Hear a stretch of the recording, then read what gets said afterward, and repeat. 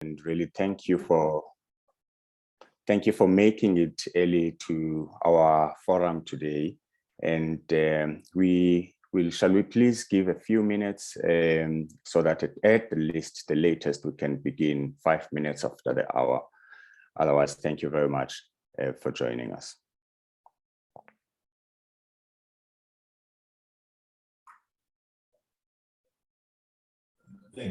Mm.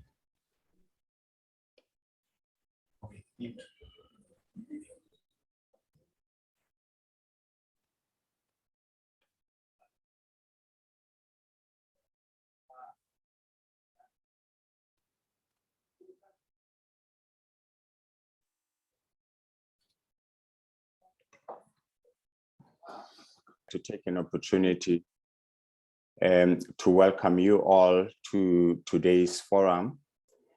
And as part of this forum, it is brought to you by Advocates for Prevention of HIV in Africa, in short known as APA, and partners. This forum brings us all together as a diverse community of engagers and stakeholders in HIV, TB, COVID-19 research, and related issues. We are really happy to have you, and we are here to share learn from each other, and help in rethinking and adopting as necessary appropriate practices as we promote good participatory practices for ethical and practical research conduct and outcomes.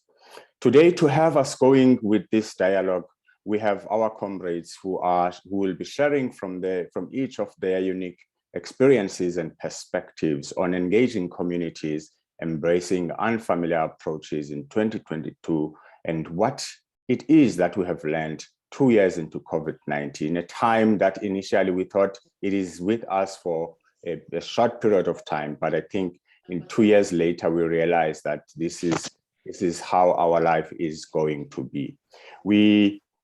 So some of the things that we'll really be hearing from our panelists today, they relate to what our experiences are teaching us about what we should embrace as a norm going forward as part of this work. What should funders and designers of research be mindful of, and how can the efforts of engaging stakeholders in research processes be supported and resourced accordingly? All the way from Boston is Adriana, and listen to her other name, African name, Nelly Siwe Bolin. Adriana is the Director of Community Impact and Engagement at the Fenway Institute. She leads the community engagement and education effort around HIV and COVID prevention trials, supporting deeper and impactful engagement in addressing the health needs of sexual and gender minorities and people affected by HIV. And we move and go to Kisumu in Kenya, where we have Felista Adiambo Madiega. She is the Community Liason Officer, an educator, and an HIV cure health advocate working with the Kenya Medical Research Institute, in short known as KEMRI, at the Kisumu Clinical Research Site. Felista is inspired by the promise of a safe and effective HIV cure as our best hope of ending the pandemic forever. Imagine that time. She engages general population groups and notable engaging marginalized communities, women, sex workers, and adolescents on HIV prevention, treatment, and HIV cure research strategies.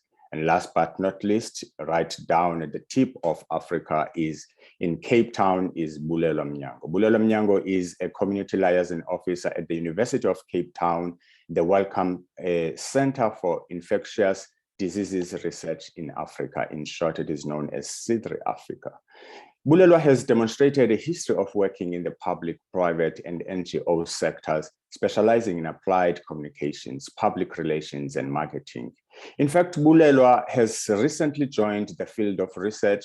And Bulelwa, if I'm not mistaken, I think you have joined just shortly before COVID.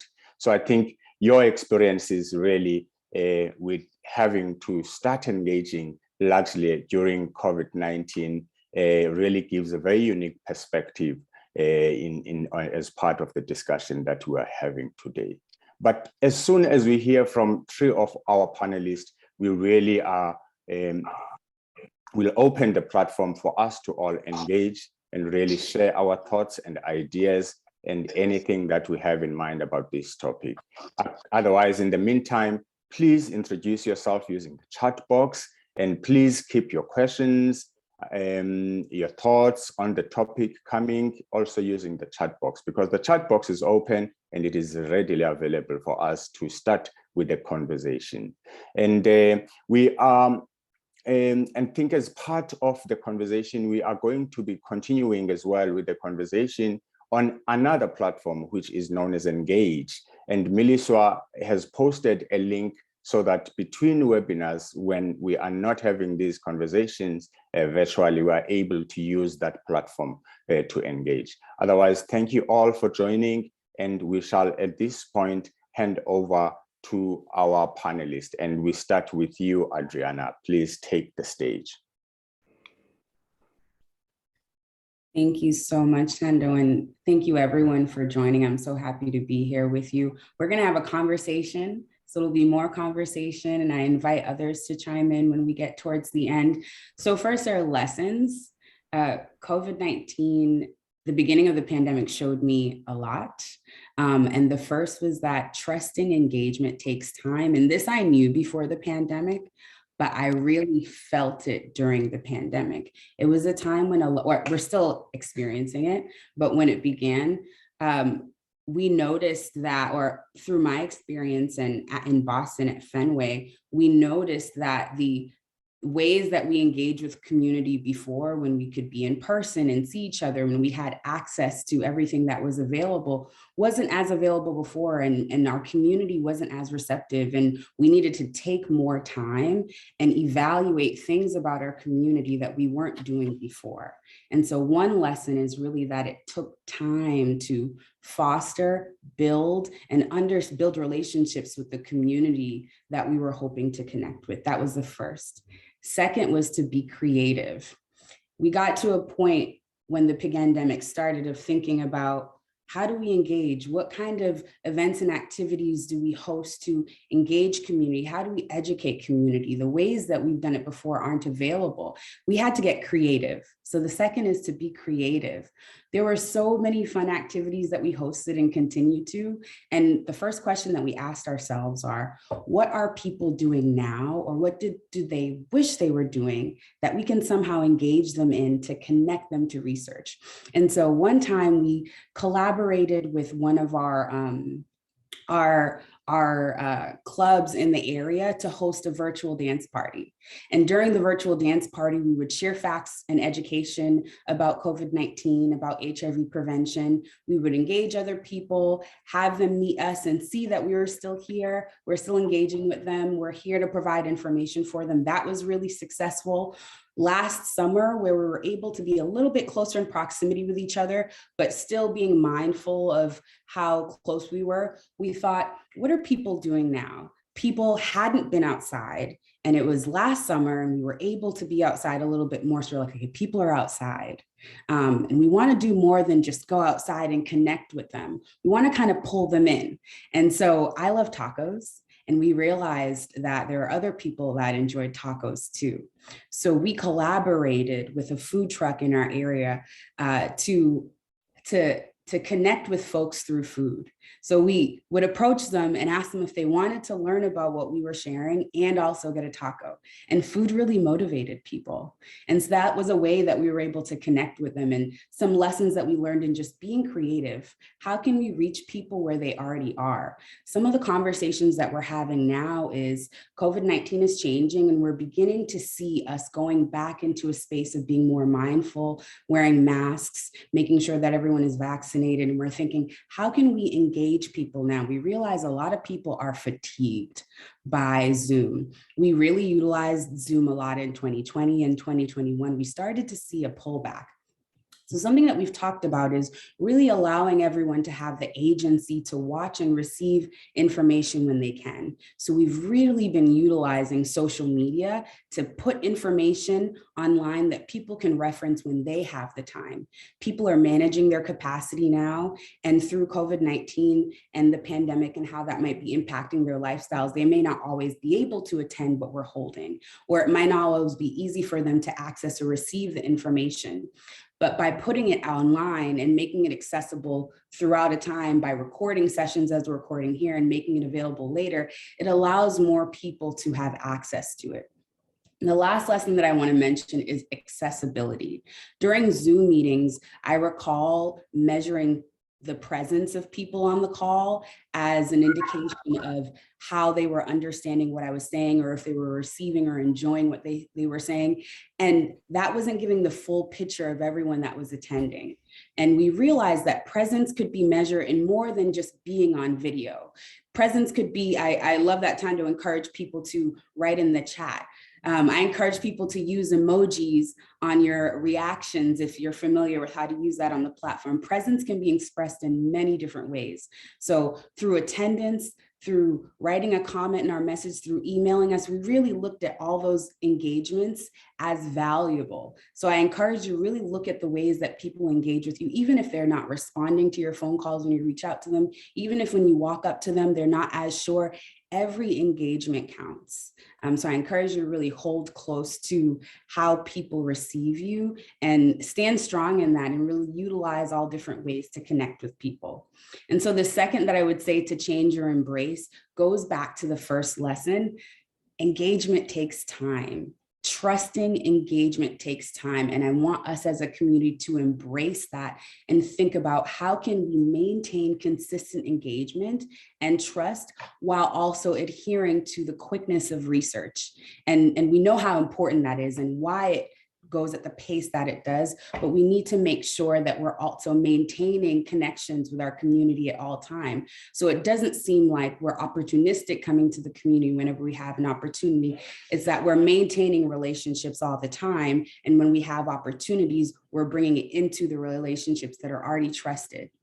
And for researchers, I'd love to understand a little bit more how to reach different individual communities with research. I think based on the identities we hold, how we receive information, where we live, what our lifestyle is, so many different things contribute to how we receive information about research. And I'd love that to be studied more as a guide for us as professionals in the field, and also for those who are coming up after us so that we can better engage community. I would love to see all research be community-based. So that's something else I would like to put out there in the universe. So that's what I'd like to share. And thank you all for listening and looking forward to chatting towards the end.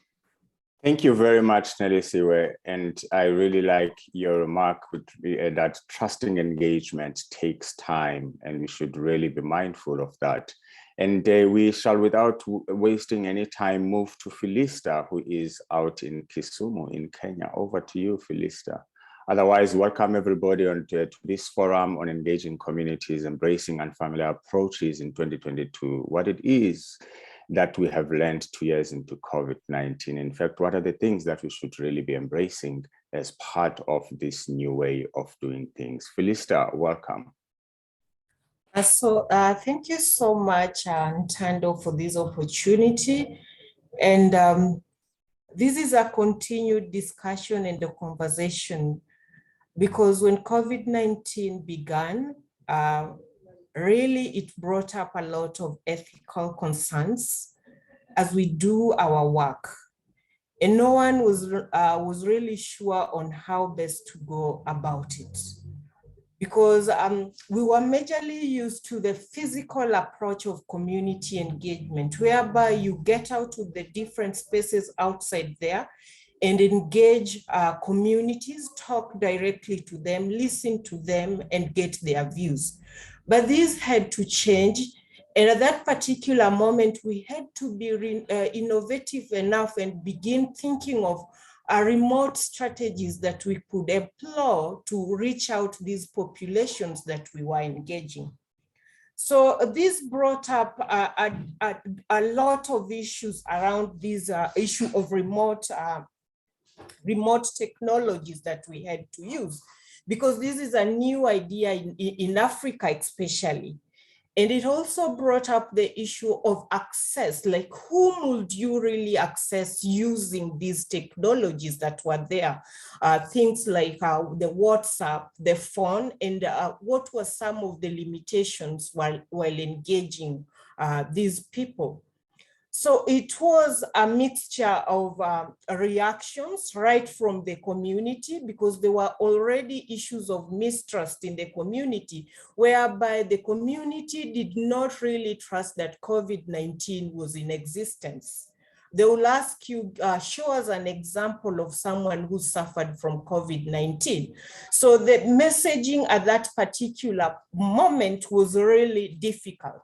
And then how would you even target these groups? Yeah, the different groups that you are supposed to engage was also a challenge.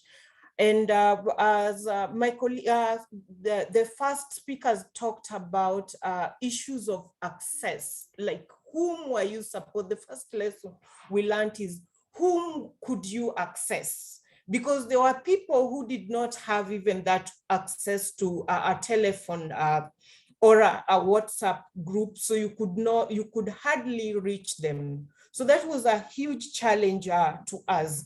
And then secondly, then another lesson that we learned is the messaging. How do you do your message to reach these people? We have the literate people in the population. So how are you going to ensure that this messaging that you are targeting, the various groups, will reach them and they would understand these groups? So it was really a mix of things, and a trial and error of the remote strategies using various technologies.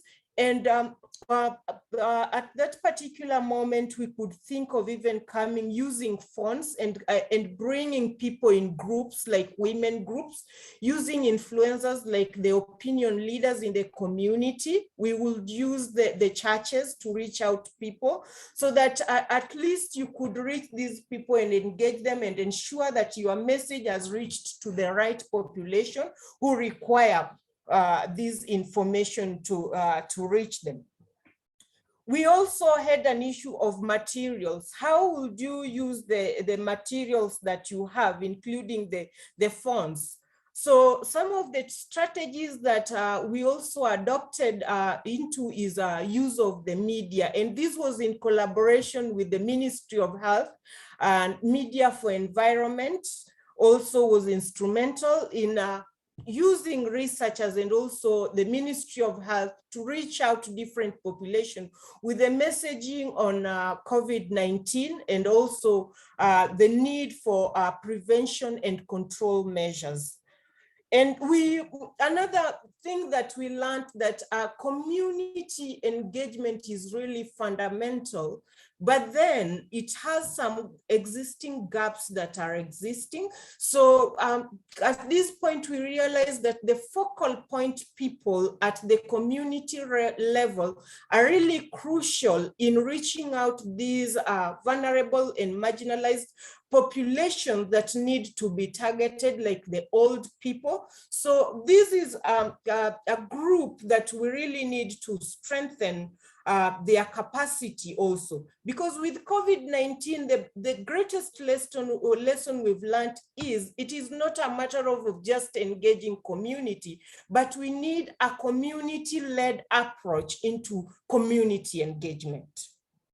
And we need to ensure that all the population are engaged, and then they get the right information, and all the structures for community engagement are also strengthened and well established into the community, so that we are able to reach the right people with the right information, which is appropriate and targets them. So this brought up the issue of also a collaboration and a multi-sectoral approach and partnership with other organizations, because you could not do it on your own. You had to engage these other people in order to ensure that the messaging reaches out to the various populations that were affected, because this was a global epidemic, and it could not really be addressed by one person, but it required a partnership and multi-sectoral approach in order to address issues of sanitation, messaging, whether you are providing the right information, and also addressing the issues of misinformation that came up with the COVID-19 pandemic. We also realized that from this pandemic, we need to rethink community engagement because it will never be the same. And we will require to embrace technology, but is this technology accessible to each and every person in the community? These are critical questions that we need to ask ourselves. And also in terms of access, we need to rethink how we do our budgets. Because when you want to engage people remotely, then it comes with a cost. You need to maybe provide for them some data bundles or provide some free Wi-Fi for them. So these are things that we will need to rethink as community persons or community teams that are involved in engaging communities. And also another thing is we need to rethink what is the role of the influencers and local capacity that we have down there at the grassroots. How can we really harness that to enrich community engagement? I would stop at that. Thank you. Thank you very much. Thank you, Felisa. I think one of the things that I'm hearing you emphasizing is the issue of access to information, and in fact, understanding communities and their needs in this new world of virtual connections. And we move on, and again, we really encourage you to keep your thoughts coming in the chat box and as part of the introductions, and do like many have already done with regards to that. And we will at this point hand over to Bulelwa to really share with us her thoughts. Over to you, Bulelwa. All right, thank you so much, Ntando, for that introduction. And I just want to say that I feel very privileged to be sharing and engaging in a space where, I believe we all share common passion. Indeed. Bulelwa, at that point, I am sorry, I think your virtual background, or is it only me who everything is fuzzy. I have given up. I've tried wiping the screen, so I'm so sorry. That's okay. Everything is That's fuzzy. okay. I tried to switch it off to ease the bandwidth, but okay. That's fine. And actually feel free to take out the video at the least, but at least we can see the figure of your face, which should be good enough. Let me switch it off. Okay, so without any further ado, COVID really hit us hard in South Africa, and more particularly in the Western Cape and in the community where we are based in Khayelitsha. We faced a lot of challenges, as not much activity was feasible, such as your usual face-to-face, as the previous speakers had mentioned. So we all know that this is quite crucial especially when it comes to recruitment and retention, and especially in an area where people rely a lot on like word of mouth and just that physical engagement. So most of our activities were placed on hold during the hard lockdowns, especially in order to maintain the regulations and observe the hard protocols. So however, we noticed that, over this period, retention of our study patients was also difficult to maintain, as, communication was often lost to follow up, as our community is also known for relocations between areas, especially residents that are based in informal settlements. So, even the increase in the crime rate, I must mention, also had a negative impact on the safety of patients. So you'd find that, participants weren't coming to the site when they could because of such reasons. So therefore, having, limited access, and even like participants having limited access to the research team, that also made it quite, difficult for any engagement activities to take place, and also for the communication to be streamlined. So this meant that, we needed to devise new strategies in order to improve our communication, with our existing stakeholders as well as our trial participants, just to maintain those relationships and the presence in the community as well. I mean, we are known for, conducting clinical trials here, especially in the Kalicha sub-district, and that's been happening for well over 10 years. So to say that we have a footprint, that wouldn't be, a lie. So, but this, the COVID meant, that we do it differently, and that required a huge education job. So basically to engage with sort of like our stakeholders, we made use of teleconferencing, just to make sure that we keep people abreast of ongoing activities. And then we resorted to these, call them social networking platforms, even though I feel like a WhatsApp, and a Messenger is more, it falls in a different category, but I think they're listed under the same sort of like umbrella. So through this approach, we started growing also a community of online participants, whom we were able to engage with, but then of course, while still adhering to the lockdown restrictions and also regarding physical contact. There were also limitations in terms of the POPIA or Popeye Act, as some people might call it, because this ensures that the communication is obviously, in accordance with data protection laws in South Africa.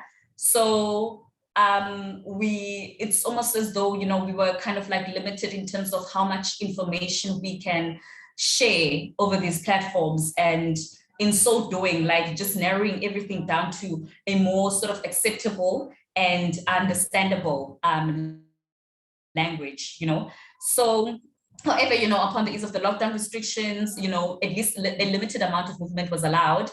But, we only could really do this for really necessary cases. But as I mentioned that, by this time, word of mouth was able to get us a considerable number of recruits, and word of mouth via, our networking, our social networking platforms. In all ways, participants were also able to verify sort of trial-based information that was already out there, even if it meant that we got there afterwards, which is probably something I'm also going to try and touch on.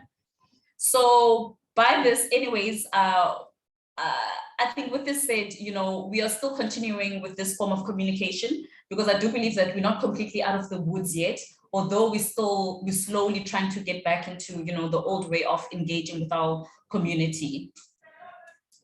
So then I think just to list a few challenges, apart from like generally, or sort of like the known issues of, connectivity, where, access to mobile data and Wi-Fi is a challenge.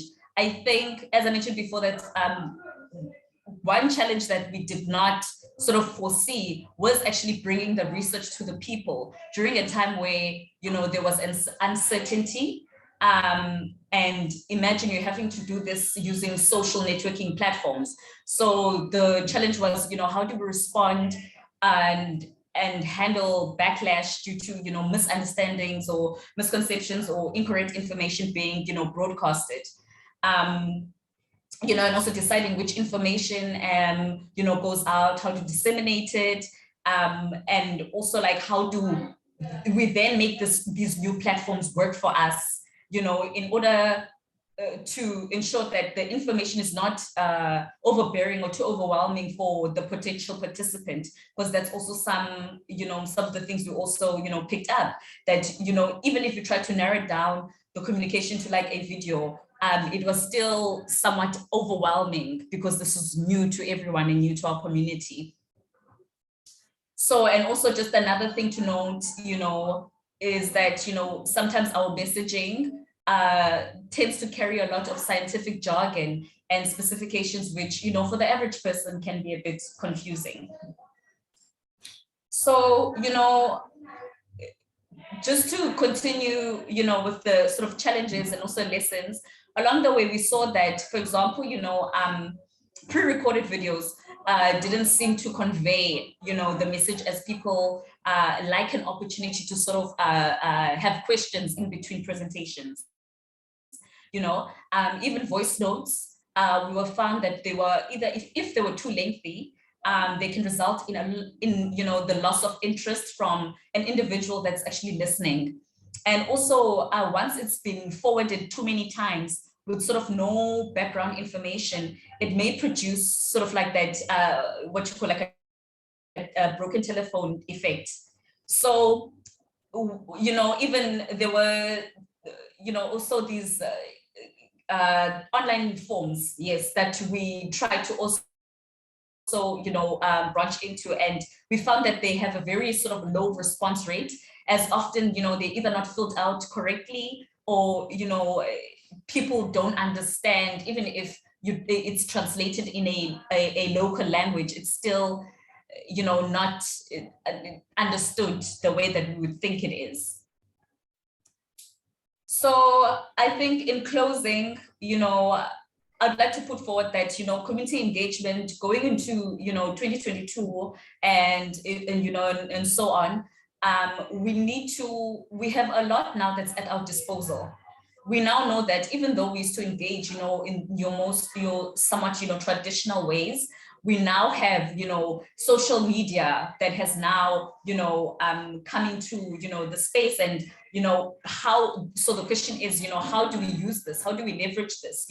How do we use it to our, advantage?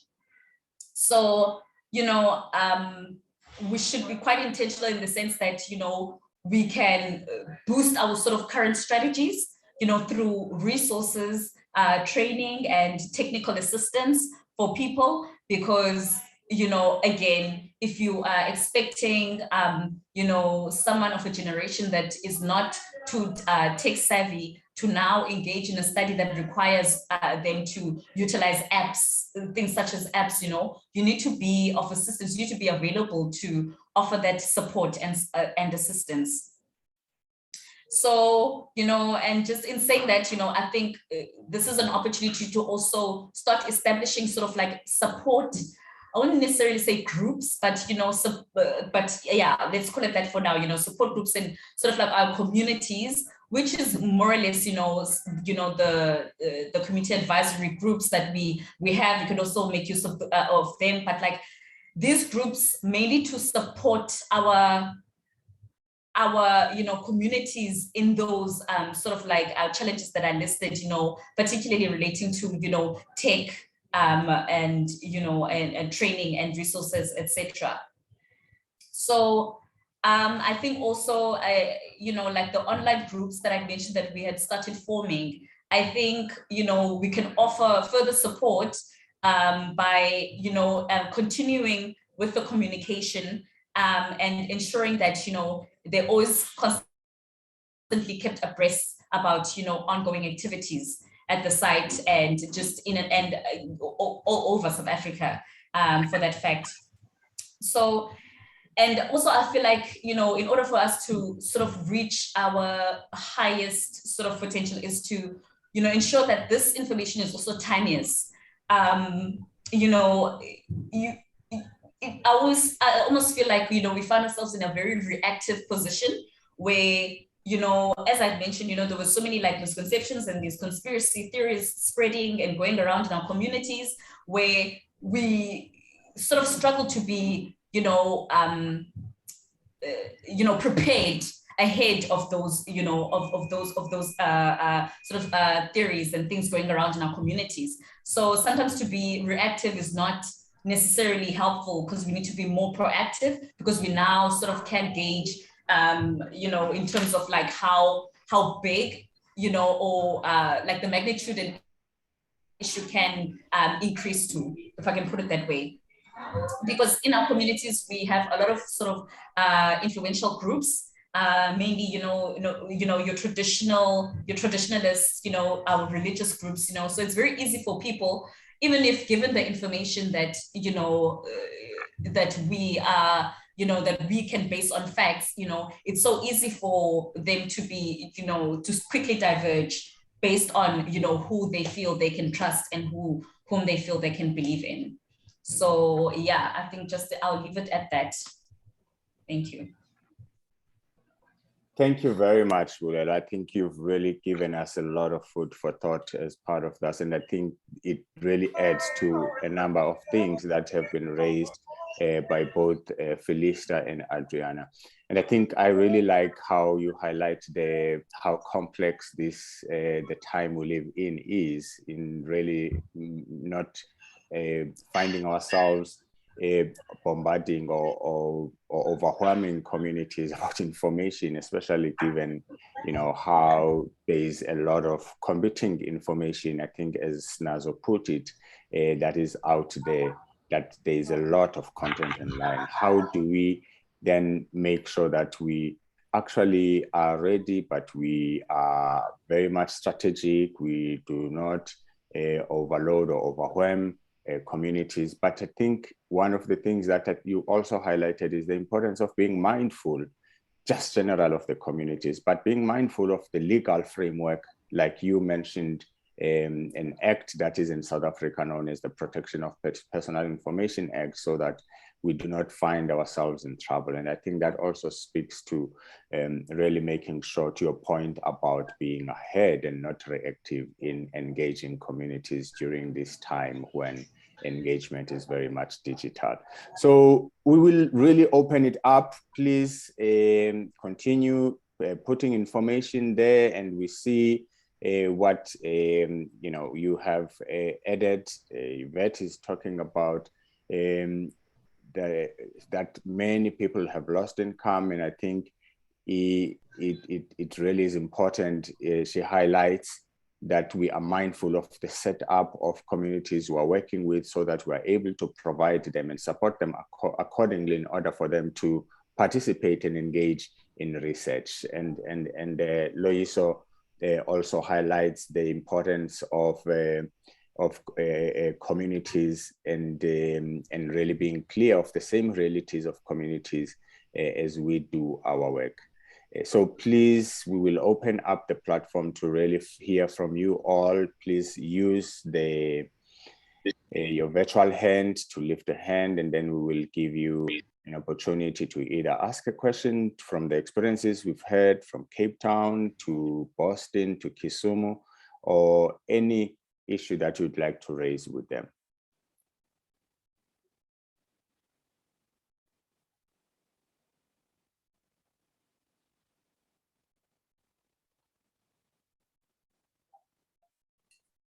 There are two hands, Ntando. Oh yes, please help me with that. Yes, please help me with the hands, Melissa. Sure, no problem. Go ahead, Loyiso, and then Nitha will follow. Okay, thank you so much. Sorry, my network was a bit shaky there. Thank you so much, Ntando. Thank you very, very, very much to the panelists. Your contributions were 100% spot on. I mean, Felista, you literally just demonstrated and spoke about the reality that I think majority of African countries and African communities were experiencing. You know, and I think what really, like, just to round it all off, the COVID-19 pandemic really exposed the cracks they are in the system that I think have been there, but we were not really seeing them, or whatever the case may be. But it really exposed a lot of things, and a lot of people were left behind, you know, during this pandemic. There was no inclusivity or intersectionality. We saw how the HIV pandemic itself was just, it just fell through the cracks, how gender-based violence, SRHR all fell through the cracks. We saw how the poor people in the communities we work with and engage in, and the working class, they fell through the cracks. And I feel that it also limited us as advocates, because we are used, I know in South Africa, we are used to going to the streets when we feel we are not being heard, or there needs to be drastic change. We were so limited in terms of taking action, and therefore so many of our people and even our own human rights were violated during this pandemic, which is something that I think that we need to go back and look on, because it continues to be violated, because and nothing is being done about it. So I think a lot was exposed by the COVID-19 pandemic. And at this point for me, I love what I think Bulelwa raised around us having, I mean, the communication being not inclusive in the sense that it was all science. I think I've raised this issue so many times with my teammates from APA about how, you know, us thinking that people understand what this pandemic is about and what it comes with, you know, that we take that for granted, because our privilege is that we understand the research, we understand, you know, the big English that the people communicate, from scientists to researchers. But my plea is that as we move forward as advocates, as researchers, everybody on this platform, is that we need, when we are coming up with you know, with solutions, we must be considerate of being intersectional, considerate of the fact that I think what Auntie V said here in the chat is that we need to put community at the top of our priorities. And moving forward, we need to prioritize and to be considerate of being intersectional in how we approach solutions and communication with our people across board. And also, there was something that I wanted to say so critically important. It just slipped my mind. But yeah, that's just my plea, that when, yes, we understand science, our privilege is that we understand this, but when we go back to the communities, when we even speak to us, even me, I'm an advocate, but sometimes I sit there and I listen to the science and I'm like, oh my gosh, what are you saying? Do I have to go Google? And I have the privilege of having access to Google, but there are so many thousands and hundreds and thousands of other people who don't have that privilege. And so therefore, when we think about solutions, when we think about how we communicate, let's be considerate of let's check our privilege and be considerate of who we are trying to communicate this message to. And if we really want them to understand what is going on, I think I'll hang 10 right there. Thank you very much. And also one last thing, we need to, after this entire pandemic, come together as advocates, and I'll be specific about Africa, as African advocates, because a lot of injustice has happened in our continent. We need to come together, go back to the drawing board as advocates and activists, and start coming up with more innovative ways of us advocating, because doing is not working anymore. Thank you. Lisa. Thank you, Nita. Hi, good afternoon, and congratulations to the organizers for this, and thank you to all the three speakers. Excellent lessons. I just wanted to make 2 points. The one is, it would be most valuable for the lessons and strategies shared here to be documented or published or written in some form of newsletter, because I think it's most valuable. There are many common lessons that were in all three presenters, so both the North and in Africa. And the second is that I concur with the previous points made by the speakers and by Yvette and team on the chats. One of the things we may want to do in 2022 is use the SATEC advocacy groups, AVAC, APA, to let the webinars now host CAB members, CWG members, and participants, because we have some brilliant, empowered participants who can begin to speak about the experiences, the good, and what they'd like to see us do better as advocates and as researchers. Thank you. Thank you very much, Nita. Really, all of that is noted and will be put into consideration. Yvette? Thank you so much, Ntando. Thanks to our brilliant speakers. I was a little bit worried and I thought to myself, are we going to get to the point where we speak about how this pandemic has actually negatively impacted on community engagement and the work that we've done, and us as advocates gone on with the work as it's okay and it's usual. I want to Felicita, thanks so much for mentioning the stuff that you mentioned, including the importance of CAB members, the importance of having those feet on the ground where we do the work and empowering them to be able to speak to their own communities. I think for myself, doing this work, what really came out for me during COVID is just how disempowered sometimes we make our communities by making them feel that if we don't arrive with our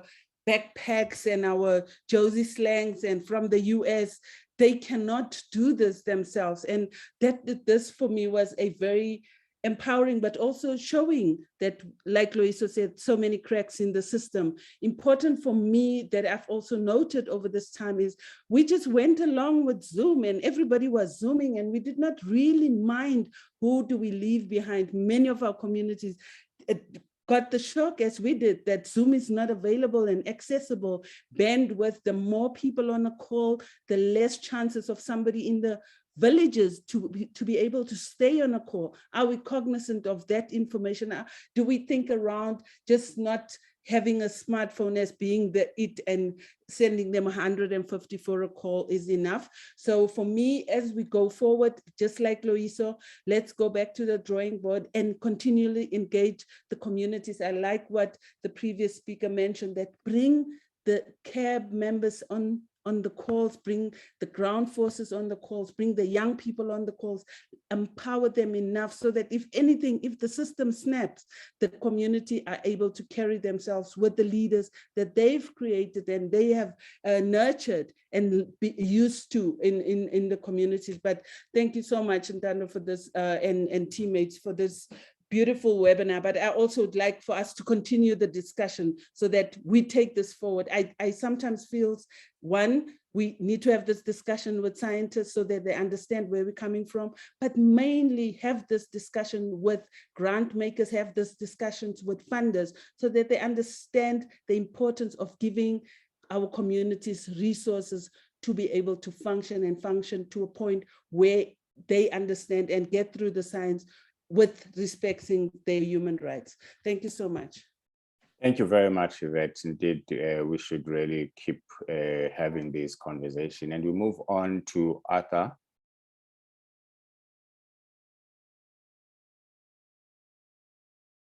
Thank you, Ntando, and the panelists for the good presentation and even the contributions that we've had from the rest of the team. And I really appreciate that we have this forum to discuss some of these experiences. And it's a long shot, given that we have gone through so much during the pandemic time. And my observation is that, you know, as we are dealing with humans and being social beings, it's been a little bit tricky when now you're limited to technology. And I think COVID came in when people are not even prepared technologically. Like I'm actually in Kisumu, and you realize that very few participants had access to Zoom. Some of them didn't even know how to use Zoom. Some of even the CAB members didn't know how to use Zoom. And it's actually a lot of resources are put into it to ensure that everybody have access to it and people are trained on it. The only biggest challenge is now reaching out to participants out there. And I was more particularly concerned about the results dissemination process, the ethical issues related to results dissemination process, whereby in a resource limited setting where people don't have access to Zoom and other technology except for the mobile phones, it becomes a real tricky situation. One, because there are ethical concerns in terms of you could be talking to somebody on phone, but you don't know whether it is exactly the participant that you are talking to, or it could be a sister or a brother or whoever it is, and whether it's appropriate to disseminate such information on phone because the contacts are limited. And as you know, there are times when the government had restrictions in terms of movement, the lockdowns and the likes, and this caused a lot of disruption in our lifestyle and even access to the clinic. So, I remember at the initial stages when people were coming to the clinic, people were still in a state of denial that COVID only was a disease for the rich. And so it was not going to affect those who probably are in the middle income or commoners. So when you told them that let's try to observe these rules, it became a little bit challenging. And with time, as they start feeling the effect of having COVID on the ground, then now is when they started understanding that this was a reality and they had to take charge. The other observation I've made, especially with the COVID trials, some of the sponsors do put a little bit of pressure on the timelines for mobilization and enrollment of these participants. And that comes along with challenges in observing the COVID guidelines, like in terms of social distancing, use of masks and other things, because the sample sizes are generally large. And when you bring them to one place, making sure that they adhere to the COVID protocols is not that easy, yeah? And you know, as at now, things have changed and there's some kind of a complacency. Some people have gotten the COVID and they think that now they're immune to it. People have gotten vaccinated. Some think that once you're vaccinated, then you can't get COVID, you know, that kind of a thing. And that still becomes very tricky, especially in trials that are looking at large volumes of participants. I don't know if there are any people who have that experience, and it would be good to know how this has been handled. Thank you. Thank you very much, Mindful, for that mouthful contribution, Arthur. And time is always an enemy, and because we now have about 7 minutes, but let us not despair, because there is the Engage platform where we really can take these conversations out of this platform, out of this 1 hour, where we really continue to put this input. And in fact, the contribution that Nita made, that we should really be recording these and finding ways of sharing, because so that all our impact, that all our experiences are actually impactful and are shared with all the decision makers and many other role players to really support the work that we do. We see you, Sinazo, we see you, Zintle, with your input. And Nombego, you will be the last speaker, and then we are going to take it to the end. Thank you, Ntando. Thank you to the panelists. I just want to raise one of the issues that we are faced with during COVID and after, like currently. We have been continuously engaging with the clinics, the healthcare workers in general, and now access to the clinics, access to sharing our scientific information, advocacy information at the clinics is so limited. Getting into the clinic is a mission. Like, when you want to go there, you really have to know someone. So one of the gaps that we need to try and intervene is to check what would be the best ways to have that communication that has been there. How do we go back to engaging? We are going to like disseminate results. How do we do such things when the healthcare workers that the community trusts so much are less informed? Thank you. Thank you very much, Nombego, really. And there's really a lot of stuff that is really coming up as part of this engagement. And it's such a pity that the time is not allowing us, but we're really going to the end. And in fact, one of the calls that is made by Sinazo and Zintle agrees, in fact, Yvette agrees that, you know, we should start rethinking about, you know, repackaging information and in fact, going to the communities. And I think, I don't know, that applies for our context, but I don't know if Botswana, our neighbors, Zimbabwe or Kenya, or even in the US, what the context is, but there is a call of ensuring that, you know, we are really starting to go into communities. And I think that is something that should be considered in our South African context, and hopefully the rest of our partners. And just right at the end, I'd really like to take an opportunity to thank you all for being part of this conversation. And I think, as Nita is saying, we should really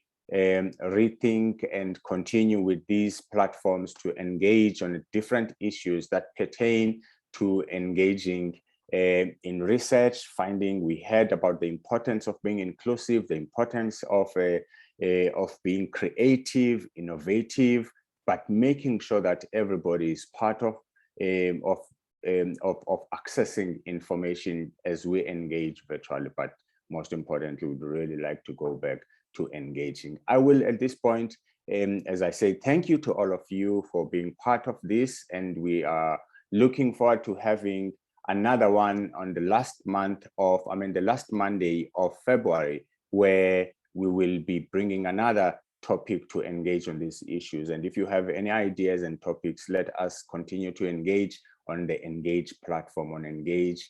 I will read it for you, but you can also look at it on the platform. It is engage at engage.avac.org, engage.avac.org. This is where we really can share a lot of these issues. Otherwise, thanks to all the partners and those who made this possible. APA, the Desmond Tutu Health Foundation, VETS, RHI, SATAC, the Vaccine Advocacy Resource Group, as well as AVAC. But all of this work is brought to you with the partnership of a coalition to accelerate and support prevention research, in short known as APA, and these are the partners that we are having. Otherwise, thank you very much. Let us continue to engage virtually, but most importantly, be mindful of communities as we engage and as we promote ethical research, but research that ensures that it is inclusive. Thank you to all our panelists, those who woke up very early in this morning in the US, but were able to be part of this. Bulelwa Mnyango, Adriana Nelisiwe, Pauline, and Felista Adiambo Madiega. Thank you all very much. Have a lovely day. Thank you, everyone. Everyone, you. bye. Thank you and Bye-bye. bye.